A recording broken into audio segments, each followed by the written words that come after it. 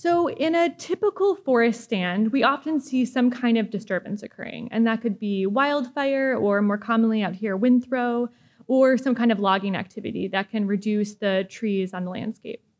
And oftentimes we see additional light and space and nutrients available on the forest floor, and things like forbs, grasses, sedges, and rushes are first to capitalize on those spaces. And as the stand develops, we see a return of shrubs and ferns returning to these spaces. And as I'm sure this is news to no one here, we see huge amounts of western hemlock that are growing in these stands as well, that are shading out the forest floor and eventually oftentimes require a pre-commercial thin.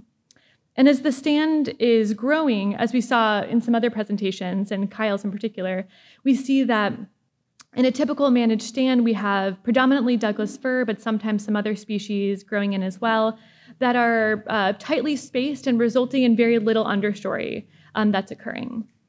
And understory can be a really valuable thing. We have wildlife, all the way from elk and deer to pollinators that require understory for their own forage and lives. We also have people that rely on our understory and that kind of early seral environment for their own personal or cultural or economic well-being.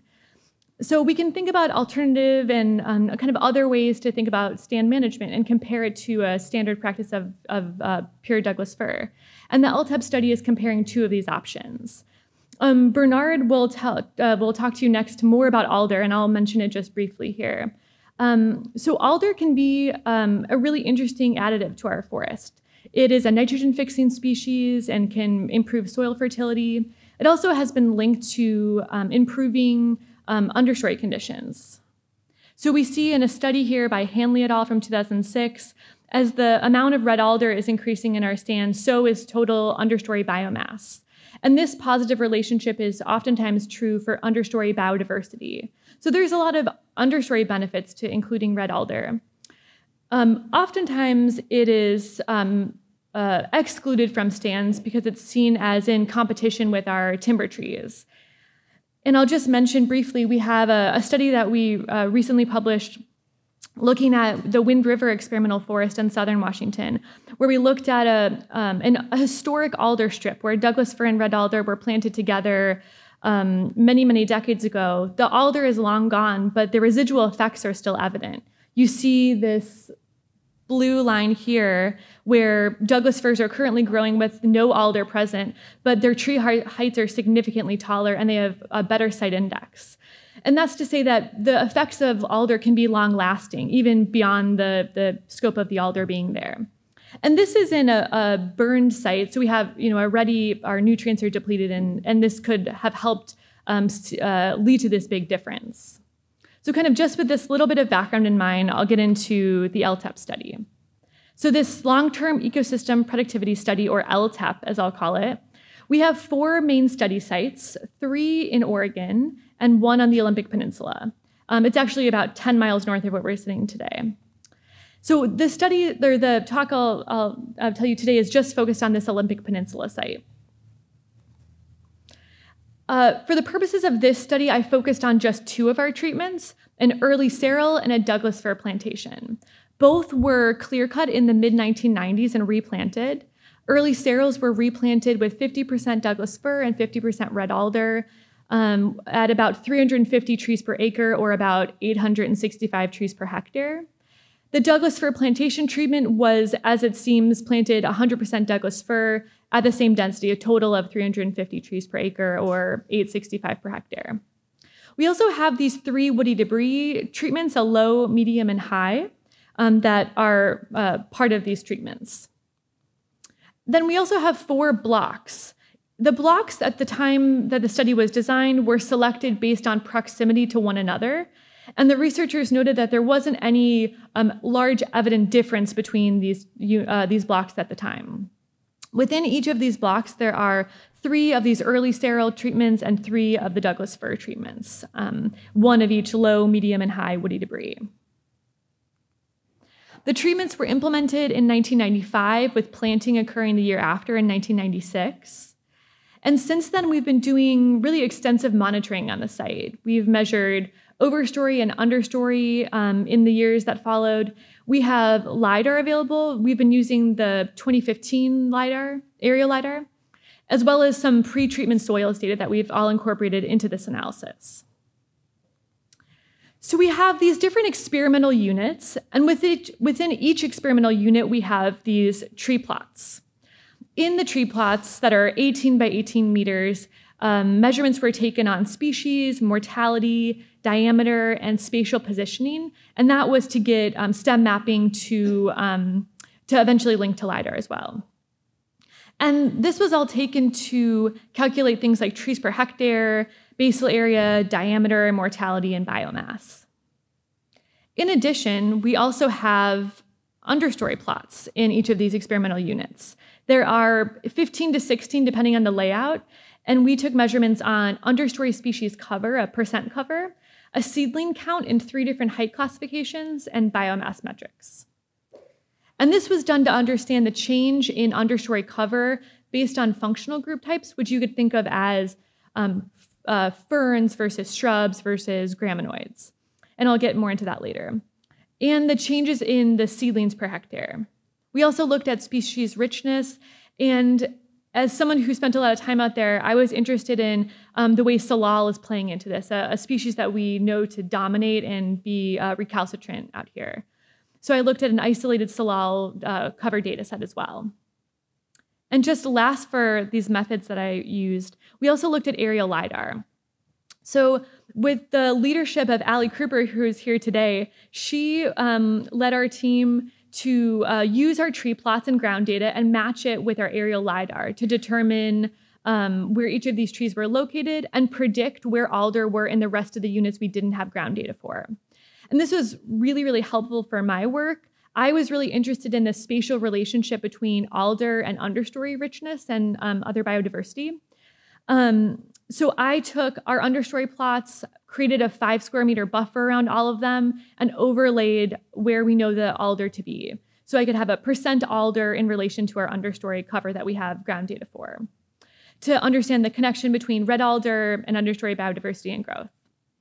I also took the aerial LiDAR, generated a canopy height model, and identified all of the trees within our units, and determined their tree height to find the tallest 20% and use that as part of our analysis.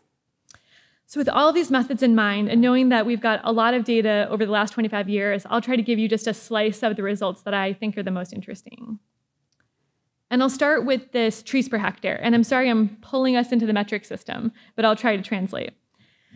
So on the y-axis, we have trees per hectare, and on the x-axis, we have year. You'll see a version of this figure throughout my presentation, so I'll also tell you that this solid line is indicating when treatments were implemented, and this dashed line is showing you when there was a pre-commercial thin that took place in the stands. And we see that in the first few years following planting, by 2002 or year 7, shown here, we have significant mortality of both red alder and Douglas fir in these stands. When I analyzed the difference between the 2 treatments with Douglas fir on top and Early Seral on the bottom, there was no significant difference in the numbers of Douglas fir trees in either of the treatments, despite the fact that the Douglas-fir plantation treatment was planted with twice as many Doug firs. So we see really significant mortality of Douglas fir in the first 7 years. As time goes on, we see, as expected, a pretty substantial recruitment of western hemlock that are growing, as you see on this pink line here. With, by 2002, year 17, we see really a huge number in both of these treatments. A pre-commercial thin was done the year that followed, but we see a second wave coming in. By year 25, the final measurement, we still have quite a bit of hemlock growing in these stands, so a real second wave following the pre-commercial thin.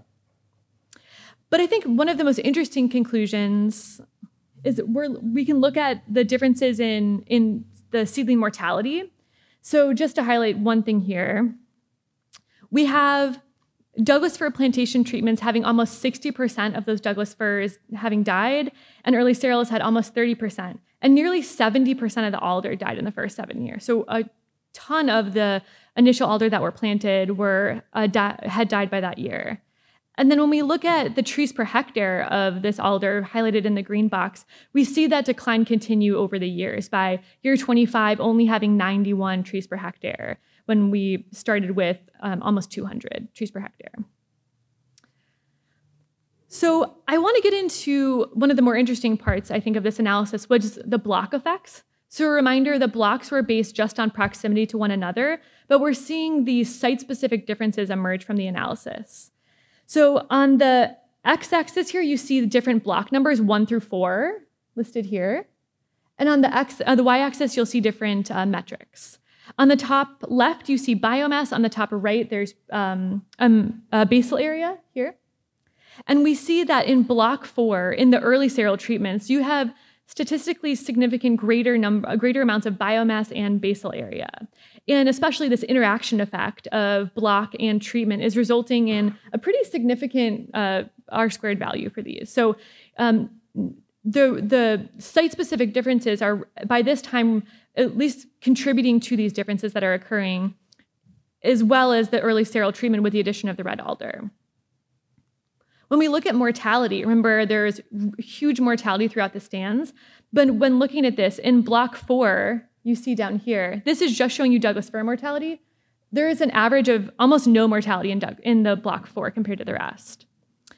This is also true for red alder. There's significantly less alder mortality in block 4 compared to the rest of the blocks. And there's also really no difference in trees per hectare across the board by year 7. Also interestingly, when analyzing our soils data from before the treatments were implemented, we found that block 4 had higher nitrogen, higher carbon, and lower rock content than the rest of them. So these initial differences are really changing and affecting by this time, especially in relation to mortality. However, these really interesting initial conclusions don't carry forward. So by the year 17 and 25, that are 2 other monitoring points, we don't see any differences in biomass or basal area in block 4 like we see here. So we see these initial changes that don't persist over time. However, I was interested in looking at tree heights derived from LiDAR. So this is at year 20 in the study. When I looked at these tree heights that are mostly Douglas-fir and maybe some red alder intermixed, we see that in block 4, in this early seral, we have significantly taller trees that are growing in the interaction effect of the 2 of them, which to me indicates that in future monitoring years, we might start to see some future divergence in these treatments going forward. I'll touch on just briefly these seedlings per hectare. By and large, the seedlings are Western hemlock, with some thrown in of other species, but mostly they're Western hemlock. And before the treatments were implemented, we have, huge numbers of trees per hectare, or seedlings per hectare, rather. And we have quite a bit growing in the first 20 or so years of stand development. A reminder, this line is a pre-commercial thin, and we see so many growing back afterwards, also contributing to the second wave of hemlock that's coming back into these stands. There's not a significant difference between these 2 treatments in terms of the number of seedlings per hectare. However, in year 7, we see that there are significantly fewer seedlings per hectare in block 4. So again, contributing to that kind of block 4 differences we're seeing. I'll also briefly touch on understory cover. On the y-axis, you have the mean cover in percentages, and on the x-axis, we have years. This is following what we think of as a typical trajectory. So we have some graminoids and forbs separated here by these different functional groups. We see those initially increasing over time, but predominantly we have evergreen shrubs and deciduous ferns shown by these pink and green lines here that are really increasing over time. That, by and large, is salal and bracken fern that are contributing to those two groups. Again, this is like a similar story. We don't see any clear differences, any statistical differences between these 2 treatments. However, by year 20 of the study, we see that there's significantly less salal growing in block 4. So still some block 4 differences that are showing up in the understory data. And lastly, I just wanted to talk about this relationship of alder and understory. Remember, it's at this fine spatial scale looking at understory plot by understory plot. So a lot of times we think about a positive relationship between these two variables, but we actually found a significant negative relationship where cover is decreasing as alder is increasing. I was curious how much salal is driving this story, knowing that there is a ton of salal on the landscape here and within these treatments. So I excluded salal, and this figure shows you everything but salal in relation to alder, and all of a sudden there's no relationship between the two. So as I looked at the relationship directly between salal cover and alder, we see this significant negative relationship occurring. With this unit variable and alder, the interaction effect being a significant predictor of salal cover, which is not that unusual to think about, as alder is a nitrogen-fixing species that creates nutrient-rich environments, and salal tends to grow on sites that are lower productivity or don't have as many nutrients. So that could be one hypothesis on why this is occurring. So with kind of all of this in mind, I'll just talk about some brief conclusions. So overall, we don't see a ton of significant differences in the tree or understory measurements between these two treatments, although we are seeing these site-specific differences that are emerging. In particular, this block effect in year 7 is really interesting. And I think this points to us thinking about extrapolating this data somewhere else, that future work could really explore additional red alder and Douglas-fir plantings where on different sites where we're also monitoring for these different site differences to help understand the full picture of the story. And we also see that LiDAR is showing us some differences that are emerging. And I think future work will be really helpful to understand those stand dynamics going forward. We also have some alder influence. We have this red alder and salal negative relationship that's occurring.